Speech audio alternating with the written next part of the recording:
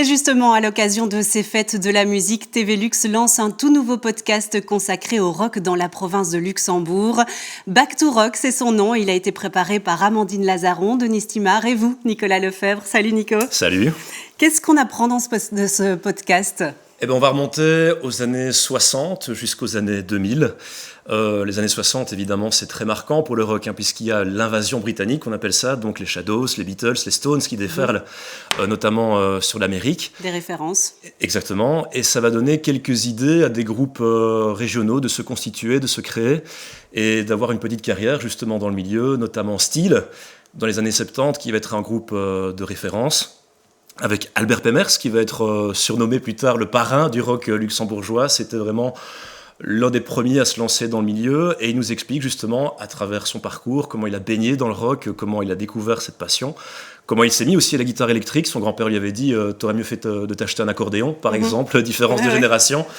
Donc voilà, des anecdotes, des souvenirs, en fait, et on peut voir ici, dans un extrait, Albert qui explique qu'il a joué notamment avec des légendes en devenir, notamment Scorpions. On a fait quelques premières parties de Scorpions avec les autres musiciens. Donc, on a joué... À Differdange, ça, alors, c'était... Oui, ça à Differdange. Là, je ne sais plus où c'est. C'était quand on a fait sans doute nos CD, qu'on tournait pour le CD, ou tournait.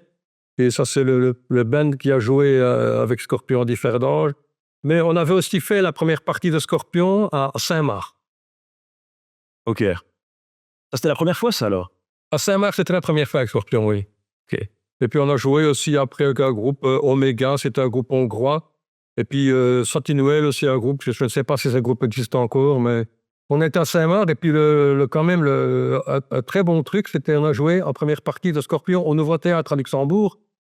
Et on a joué l'après-midi et le soir. Et là, c'est dommage parce que quand on a commencé à jouer, les gens sont afflués vers la scène, et la police qui était là, parce que le rock c'était quand même un petit peu maudit, la police les a refoulés à aller s'asseoir, quoi. Ouais.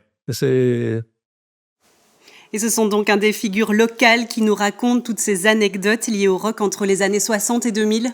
Oui, c'est ça. Il faut savoir qu'il n'y a pas seulement que des musiciens, il y a aussi des anciens disqueurs. Je pense à Philippe de Bernardi qui est raccroché il y a maintenant 3 ans, c'est en 2022 déjà. Et puis il y a aussi des passionnés, tout simplement, des gens qui ont vécu ces différents courants musicaux. Je pense par exemple à la New Wave. Il y a eu Dole qui s'est créé dans les années 80, qui a eu beaucoup de succès aussi en signant sur le label Pias. C'est un label sur lequel va signer Placebo plus tard, donc c'est pas n'importe quoi. Et donc voilà, c'est toutes des anecdotes qu'on peut avoir au fil de ces discussions. Voilà, je pense aussi à Eric Bussienne qui a eu 3000 vies, qui a rencontré le chanteur des Clash aussi, qui était son manager d'ailleurs pendant un jour. Ah ouais. Donc oui, c'est assez impressionnant.